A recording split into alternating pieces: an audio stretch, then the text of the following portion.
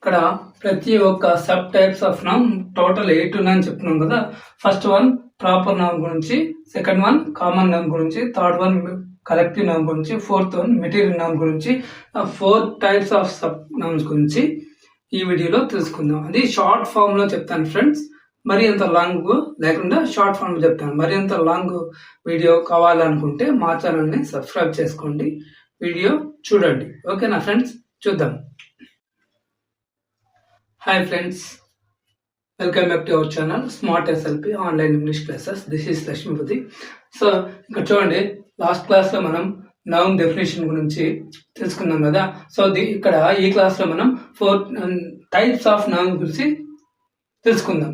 అంటే there are 8 types of noun ఉందండి. 8 types of noun.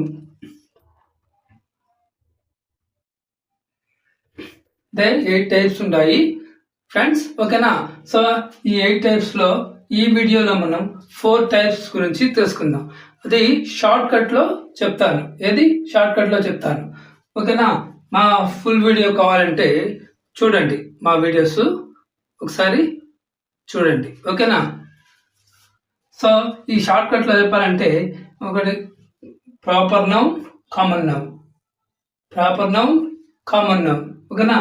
Proper noun అంటే ఏంటి? This type of noun to indicate particular persons or places or things.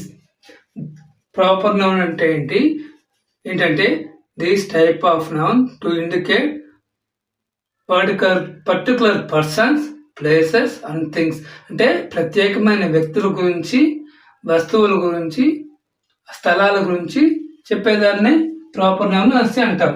So next common noun. Common noun అంటే this type of noun to indicate persons, places and things in general way. అంటే ఒక particular గా చెప్పదు, ఈ noun particular గా చెప్పదు.